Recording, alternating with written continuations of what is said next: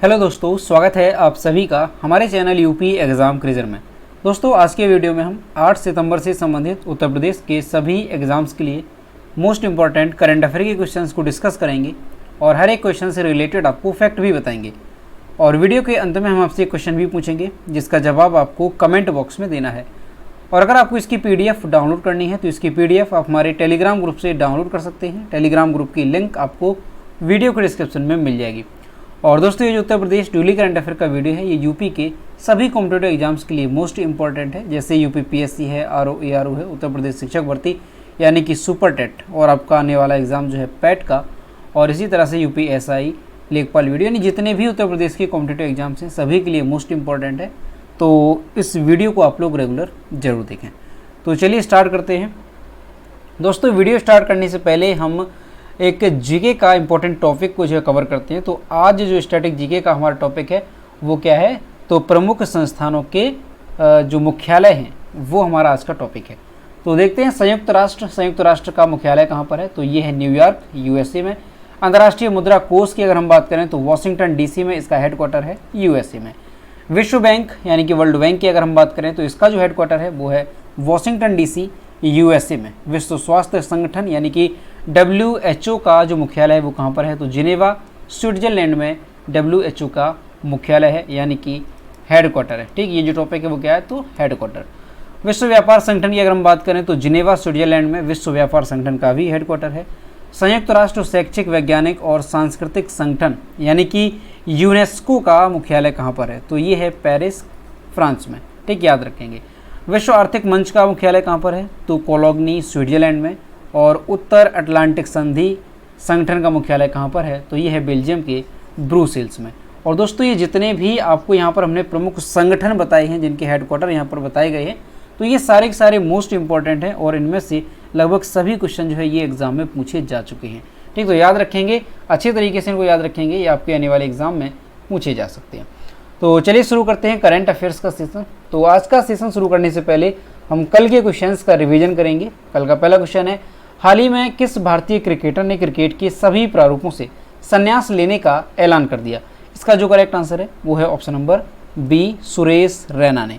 अगला क्वेश्चन है, हाल ही में किस राज्य के जिले में जो है खुदाई के दौरान 15,000, इतना यहाँ पे होगा, 15,000 वर्ष पुरानी मूर्तियाँ मिली हैं? तो ये जो मूर्तियाँ हैं वो पाई गई हैं बरेली में। और दोस्तों, उत्तर प्रदेश करंट अफेयर की लास्ट 8 मंथ की अगर आपको PDF ई बुक डाउनलोड करनी है तो इसकी लिंक वीडियो के डिस्क्रिप्शन में मिल जाएगी, वहाँ से आप इस PDF ई बुक को डाउनलोड कर सकते हैं। दोस्तों, ये जो PDF ई बुक है ये जनवरी 2022 से लेकर के अगस्त 2022 तक की है, जिसमें हमने यूपी करंट के सारे इंपॉर्टेंट टॉपिक को विस्तार पूर्वक बताया है, जो भी आपके उत्तर प्रदेश करंट अफेयर्स के क्वेश्चन है। और यहाँ पर क्वेश्चन की संख्या की अगर बात करें तो 370 प्लस यहाँ पर क्वेश्चन की संख्या होगी। और दोस्तों, अगर आपको monthly Uttar Pradesh current affair की PDF ई बुक डाउनलोड करनी है, जैसे आपकी अगस्त मंथ की, जुलाई मंथ की, तो वो सारी PDF भी आपको वीडियो के डिस्क्रिप्शन में लिंक दी गई है, वहाँ से डाउनलोड कर पाएंगे। और अगर इसे डाउनलोड करने में कोई प्रॉब्लम होती है तो साइट पर आपको WhatsApp नंबर और ईमेल मिल जाएगा जिस पर आप कॉन्टैक्ट कर सकते हैं। अगला क्वेश्चन है, अयोध्या में बनने वाली मस्जिद का नाम क्या रखा जाएगा? तो अयोध्या मस्जिद इसका नाम रखा जाएगा। अगला है, हाल ही में किस राज्य में देश के पहले जैव गांवों को मान्यता दी गई? तो त्रिपुरा में जो है देश में पहली बार जैव गांवों को मान्यता दी गई है। अगला है, हाल ही में UK के अगले प्रधानमंत्री कौन बने? तो ये बन गई हैं Liz Truss. Option number C यहाँ पर करेक्ट होगा, यहाँ आप इनकी इमेज देख सकते हैं। अगला है, भारतीय सेना प्रमुख मनोज पांडे को किस देश में जनरल का मानद पद प्रदान किया गया? इसका जो करेक्ट आंसर है वो है ऑप्शन नंबर C, नेपाल में। अगला है, साइरस मिस्त्री जिनकी 4 सितंबर 2022 को एक कार दुर्घटना में मृत्यु हो गई, ये किस भारतीय बहुराष्ट्रीय समूह के पूर्व अध्यक्ष थे? तो टाटा समूह के ये पूर्व अध्यक्ष रहे थे। अगला है, फार्मूला 1 चैंपियनशिप में किसने डच ग्रैंड प्रिक्स 2022 जीती? तो ये जीती है मैक्स वर्स्टप्पन ने। अगला है, भारत के किस राज्य में घटियाना द्विवर्ड नामक नई केकड़े की प्रजाति की खोज की गई? तो ये जो केकड़े की खोज की गई है वो कर्नाटक में की गई है। ऑप्शन नंबर A यहाँ पर करेक्ट हो जाएगा। तो दोस्तों, ये थे कल के क्वेश्चंस जिसका हमने रिवीजन किया। अब हम शुरू करते हैं आज का सेशन। आज का पहला क्वेश्चन है, उत्तर प्रदेश के किस शहर में इंदौर की तर्ज पर बायो CNG प्लांट लगाया जाएगा? इसका जो करेक्ट आंसर है वो है ऑप्शन नंबर D, गोरखपुर में। दोस्तों उत्तर प्रदेश के गोरखपुर में जो है मध्य प्रदेश के इंदौर की तर्ज पर, मध्य प्रदेश के इंदौर की तरह ही बायो सीएनजी प्लांट लगाया जाएगा। दोस्तों इसकी अगर लागत की बात करें तो 100 करोड़ रुपए से ज़्यादा इसकी लागत आएगी। और दोस्तों ये जो बायो सीएनजी प्लांट लगाया जाएगा तो इसका काम क्या होगा, तो जो कचरा होगा उससे बायो कंप्रेस्ड नेचुरल गैस, यानी कि जो कचरा होगा उससे सीएनजी और लिक्विड खाद का निर्माण किया जाएगा, जो भी कचरा होता है उसके माध्यम से। ऐसे में यहाँ पर रोजगार के अवसर भी बढ़ेंगे। यहाँ प्लांट के लिए Indo enviro integrated solutions limited के अफसरों ने ज़मीन देखी है, यानी कि ये जो प्लांट है वो हमारे उत्तर प्रदेश के गोरखपुर में लगाया जाएगा। ध्यान रखेंगे आप, बायो सीएनजी प्लांट होगा और इसके लग जाने से लाभ क्या होगा, तो जो कचरा होता है उससे सीएनजी का निर्माण होगा और लिक्विड खाद भी इससे जो है निर्मित की जाएगी। ठीक, तो ध्यान रखेंगे आप किस तर्ज पर, तो मध्य प्रदेश के इंदौर की तर्ज पर ही ये बायो सीएनजी प्लांट लगाया जाएगा हमारे उत्तर प्रदेश के गोरखपुर में। अगला क्वेश्चन है, हाल ही में किस राज्य सरकार द्वारा कीट एवं रोग नियंत्रण योजना को मंजूरी दी गई है? इसका जो करेक्ट आंसर है वो है option number C, Uttar Pradesh सरकार के द्वारा। दोस्तों मुख्यमंत्री योगी आदित्यनाथ की अध्यक्षता में एक बैठक हुई थी मंत्रिपरिषद की, और उसमें किसानों की फसलों के नुकसान के बारे में चर्चा की गई। और वहाँ पर जो है इसी सबको बचाने के लिए, यानी किसानों की जो फसलें हैं उनके नुकसान को बचाने के लिए एक योजना जो है प्रस्तावित की गई। कौन सी? कीट नियंत्रण योजना। अब ये जो योजना है इसको मंजूरी दी गई है। दोस्तों दरअसल क्या है कि प्रदेश में फसलों में जो नुकसान होता है वो किस वजह से होता है, तो 15 से 20% जो नुकसान है वो खरपतवार की वजह से होता है। इसके अलावा 26% जो नुकसान है वो फसली रोगों से होता है, और इसके साथ ही जो 20% नुकसान है वो कीटों की वजह से होता है। तो प्रदेश सरकार का लक्ष्य है कि जो 20% नुकसान है इसको जो है कम किया जाए, और इसी के लिए कीट नियंत्रण योजना शुरू की गई है प्रदेश में, और इसी के माध्यम से जो है अब इस पर नियंत्रण लगाया जाएगा। इसके अलावा उचित भंडारण की व्यवस्था न होने के चलते 7% की क्षति होती है, और उसमें भी अब सुधार किया जाएगा, और प्रदेश में जो है नए भंडारण केंद्र भी जो है बनाए जाएंगे। और जो दोस्तों 7% की क्षति होती है भंडारण की व्यवस्था ना होने के चलते, उसमें 6% चूहे और 8% अन्य कारणों से होती है। तो ये चीज़ आप ध्यान रखेंगे कि हमारे प्रदेश के जो किसान हैं उन्हें कई सारी समस्याओं का जो है सामना करना पड़ता है, क्योंकि उनकी जो फसल है वो शुरुआत से ही जो खरपतवार है उसकी वजह से कुछ ख़त्म होती है, इसके अलावा फसली रोगों की वजह से ख़त्म होती है, और बची खुची जो फसल है उसमें से कुछ हिस्सा कीटों की वजह से नष्ट हो जाता है। ठीक, तो ये सारी समस्याएं थी प्रदेश के किसानों को। तो इसमें जो है काफ़ी हद तक किसानों को सहूलियत मिलेगी कि जो कीट नियंत्रण योजना शुरू की गई है प्रदेश में, तो इससे जो है जो 20% कीटों की वजह से नुकसान होता है उस पर अंकुश लगाया जाएगा। ठीक, तो ध्यान रखेंगे यहाँ से कीट नियंत्रण योजना कहाँ से संबंधित है, तो ये हमारी उत्तर प्रदेश से संबंधित है, किसानों की फसलों को नुकसान से बचाने के लिए। अगला क्वेश्चन है, उत्तर प्रदेश के किस जिले का भरतौल गाँव, नाम ध्यान रखेंगे, भरतौल गाँव हर घर आरओ का पानी पहुंचाने वाला प्रदेश का पहला गांव बन गया? इसका जो करेक्ट आंसर है वो है ऑप्शन नंबर ए, बरेली का। दोस्तों आदर्श ग्राम पंचायत की पहल के तहत उत्तर प्रदेश का जो बरेली जिला है यहाँ पर एक गांव है भरतौल। तो ये जो भरतौल गांव है ये राज्य का पहला ऐसा गांव बन गया है जहाँ पर हर घर में आरओ का पानी पहुँचाया गया। सभी को स्वच्छ पेयजल उपलब्ध कराने के उद्देश्य से गाँव में 4 आरओ प्लांट लगाए गए हैं, और ये जो कदम है वो लोगों को जल जनित बीमारियों से बचाएगा।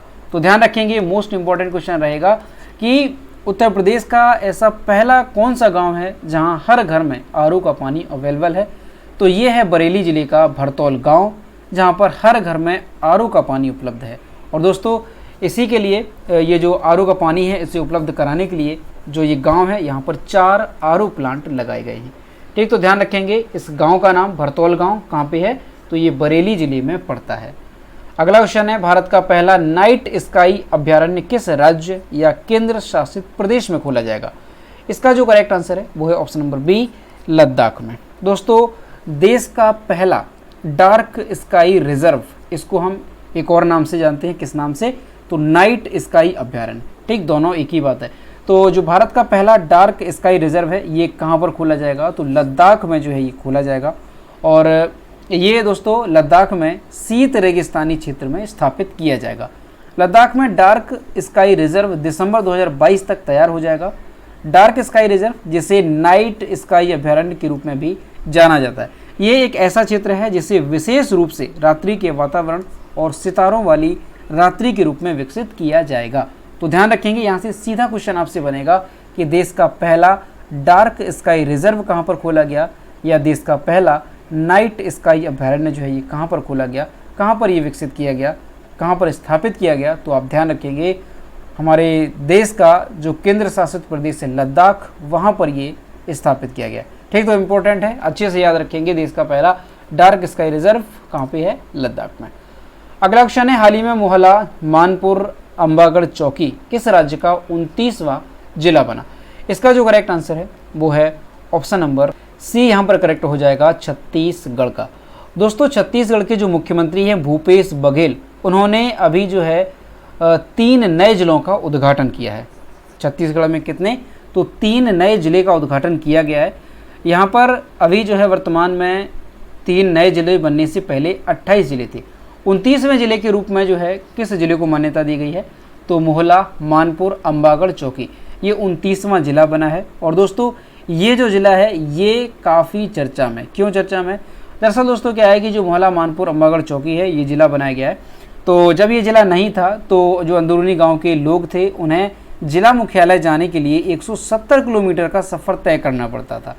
लेकिन इस ज़िले के बन जाने से अब जो लोग हैं गाँव के, उन्हें जो है कितनी 70 किलोमीटर की दूरी तय करनी होगी। ठीक, जो अंतिम गाँव है वहाँ के व्यक्ति को जिला मुख्यालय तक आने के लिए। तो 100 किलोमीटर की दूरी यहाँ पर जो है लोगों की बची है। वहीं अगर 30वें जिले की हम बात करें कि 30वां जिला छत्तीसगढ़ का कौन सा बना है, तो ये बना है सारंगढ़ बिलाईगढ़, ये 30वां जिला बना है। वहीं अगर हम 31वें जिले की बात करें तो खैरागढ़ छुईखदान गंडई, ये जो है 31वां जिला बना। ध्यान रखेंगे 30वां और ये बना है 31वां। तो कुल मिलाकर के छत्तीसगढ़ में 31 जिले हो गए हैं। मोहला मानपुर अंबागढ़ चौकी जिले का उद्घाटन 2 सितंबर को किया गया था, जबकि जो अन्य 2 जिले हैं 30वां और 31वां, इसका उद्घाटन 5 सितंबर 2022 को किया गया है। ठीक, तो ध्यान रखेंगे आप, छत्तीसगढ़ में हाल ही में 3 नए जिले बने हैं। तीनों के नाम याद रखेंगे, क्योंकि कई बार एग्जाम में ऐसा होता है कि क्वेश्चन पूछ रहा था कि निम्न में से कौन सा जिला जो है ये छत्तीसगढ़ में हाल ही में नहीं बनाया गया। ठीक, तो तीनों के नाम याद रखेंगे, मोहला मानपुर अंबागढ़ चौकी, सारंगढ़ बिलाईगढ़ और खैरागढ़ छुईखदान गंडई। ये आपके 3 नए जिले हैं जो कि छत्तीसगढ़ में बनाए गए हैं। दोस्तों, अगला क्वेश्चन है हमारा, केंद्र की प्रमुख योजना पोषण अभियान को लागू करने में शीर्ष राज्य कौन रहे? इसका जो करेक्ट आंसर है वो है ऑप्शन नंबर डी, उपरोक्त सभी, यानी कि महाराष्ट्र, आंध्र प्रदेश और गुजरात, ये जो है पोषण अभियान को लागू करने वाले शीर्ष राज्य रहे। ठीक, केंद्र की जो प्रमुख योजना है पोषण अभियान, इसको लागू करने वाले जो बड़े राज्य हैं उनमें महाराष्ट्र, आंध्र प्रदेश और गुजरात, ये अव्वल है। नीति आयोग की रिपोर्ट के अनुसार छोटे राज्यों में बेहतर प्रदर्शन किसका रहा? तो ये सिक्किम का रहा। वहीं दोस्तों, अगर यूटी की बात करें कि केंद्र शासित प्रदेश में किसका शीर्ष स्थान रहा, तो दादर नगर हवेली तथा दमन और दीव ये शीर्ष स्थान पर रहे। और वहीं अगर हम बात करें कि निचले पायदान पर कौन से राज्य रहे, तो पंजाब और बिहार पोषण अभियान के पूर्ण रूप से क्रियान्वयन के मामले में बड़े राज्यों की श्रेणी में सबसे निचले पायदान पर रहे। ठीक, तो याद रखेंगे आप कि जो केंद्र सरकार की प्रमुख योजना है पोषण अभियान, इसको लागू करने में बड़े राज्यों में शीर्ष स्थान पर कौन से राज्य रहे, तो महाराष्ट्र, आंध्र प्रदेश और गुजरात, ये अव्वल रहे। वहीं अगर हम बात करें कि बड़े राज्यों में नीचे पायदान पर कौन से राज्य रहे, तो वो रहे हैं पंजाब और बिहार, ये सबसे निचले पायदान पर हैं। और इसके साथ ही अगर हम केंद्र शासित प्रदेशों की बात करें तो दादर एवं नगर हवेली, दमन और दीव, ये जो है शीर्ष स्थान पर रहा केंद्र शासित प्रदेशों में। और छोटे राज्यों में बेहतर प्रदर्शन करने वाला कौन सा रहा, तो सिक्किम जो है ये सबसे आगे रहा। ठीक, तो सभी नाम यहाँ पे आप अच्छे से याद रखेंगे। अगला क्वेश्चन है, जल्द ही किस राज्य में रोजगार गारंटी योजना शुरू की जाएगी? इसका जो करेक्ट आंसर है वो है ऑप्शन नंबर ए, राजस्थान में। दोस्तों, राजस्थान सरकार जो है ये शहरी क्षेत्रों में ज़रूरतमंद परिवारों को 100 दिनों का रोजगार प्रदान करने के लिए एक महत्वाकांक्षी योजना शुरू करने जा रही है। ठीक, योजना कौन सी है, तो वो आपने अभी देखी कि रोजगार गारंटी योजना ये राजस्थान में शुरू की जाएगी। इसके तहत दोस्तों 18 से 60 साल के आयु वर्ग के लोग इसमें हिस्सा ले सकेंगे। योजना के तहत स्वच्छता, साफ सफाई और अन्य कार्य भी किए जाएंगे। तो याद रखेंगे आप कि रोजगार गारंटी योजना ये जो है किस राज्य में हाल ही में शुरू की जा रही है, तो ये राजस्थान में शुरू की जा रही है। और इसके तहत जो शहरी क्षेत्र के ज़रूरतमंद परिवार हैं उन्हें 100 दिनों का रोजगार प्रदान किया जाएगा। ठीक, तो ध्यान रखेंगे रोजगार गारंटी योजना राजस्थान से ये संबंधित है, जो कि हाल ही में शुरू की जा रही है। अब दोस्तों यहाँ पर राजस्थान की बात है तो राजस्थान के बारे में जानते हैं। सबसे पहले मैप में देखेंगे कि राजस्थान है कहाँ पर। तो ये हमारा इंडिया का मैप है और यहाँ पर आप देख सकते हैं गुजरात के ऊपर पड़ता है राजस्थान। जो राजस्थान है ये भारत के किन किन राज्यों की सीमा को टच कर रहा है, तो यहाँ पर आप देख सकते हैं यूपी को भी टच करता है ऊपर की ओर, हरियाणा और यहाँ पर ये पंजाब, नीचे की ओर देखेंगे आप गुजरात और यहाँ पर आप देखेंगे मध्य प्रदेश। तो ये सारे ज़िले हैं जो कि राजस्थान की सीमा को साझा करते हैं। राजस्थान की कैपिटल जयपुर है। राजस्थान के चीफ मिनिस्टर अशोक गहलोत और राजस्थान के गवर्नर कलराज मिश्रा। और राजस्थान में लोकसभा सीटों की संख्या कितनी है तो वो भी ध्यान रखेंगे आप। लोकसभा है 25 और राज्यसभा सीटों की संख्या कितनी है तो ये है 10। अब दोस्तों राजस्थान से संबंधित कुछ और इम्पॉर्टेंट क्वेश्चन है जो आपको याद रखनी है, जैसे कि राजस्थान के प्रमुख राष्ट्रीय उद्यान कौन कौन से हैं, तो रणथंभौर और सरिस्का राष्ट्रीय उद्यान ये प्रमुख राष्ट्रीय उद्यान है जो कि अक्सर एग्जाम में पूछे जाते हैं। ठीक, तो याद रखेंगे आप कौन सा है, रणथंभौर, रणथंभौर। और इसके अलावा कौन सा है एक आपका सरिस्का, सरिस्का, तो ये सरिस्का राष्ट्रीय उद्यान। तो ये 2 राष्ट्रीय उद्यान है राजस्थान से संबंधित जो कि मोस्ट इंपॉर्टेंट है। वहीं अगर हम बात करें कि राजस्थान की प्रमुख जनजातियां कौन कौन सी हैं, कई बार जनजातियों से भी क्वेश्चन पूछे जाते हैं। तो मीणा हो गई, राजस्थान की प्रमुख जनजातियों की बात है यहाँ पे, मीणा है, डामूर और डामूर हो गई, और कौन सी है तो ढाका कथौड़ी, ध्यान रखेंगे ढाका है और कथौड़ी है। और इसके अलावा कौन सी है तो गरासिया, गरासिया। तो ये प्रमुख जनजातियां हैं राजस्थान की जो कि राजस्थान में पाई जाती हैं, तो इनके नाम भी आप जो है याद रखेंगे। अगला क्वेश्चन है, कांग्रेस पार्टी भारत जोड़ो यात्रा के माध्यम से कितने राज्यों तक संचालित करेगी। इसका जो करेक्ट आंसर है वो है ऑप्शन नंबर सी, 12 राज्यों तक। दोस्तों कांग्रेस पार्टी के जो नेता हैं राहुल गांधी, इनके द्वारा एक यात्रा शुरू की जा रही है। कौन सी यात्रा तो भारत जोड़ो यात्रा, ये इनके द्वारा शुरू की जा रही है। और दोस्तों ये जो यात्रा है इसमें ये 12 राज्यों का दौरा करेंगे। ये जो यात्रा है इसके माध्यम से 12 राज्यों का दौरा किया जाएगा। और इसमें खास बात ये है कि जो 12 राज्यों का दौरा किया जाएगा वो पैदल किया जाएगा, ये एक इसमें खास बात है। तो 7 सितंबर से ये शुरू होगी जो पद यात्रा है, और कन्याकुमारी से ये शुरू होगी और ये जम्मू कश्मीर में समाप्त होगी।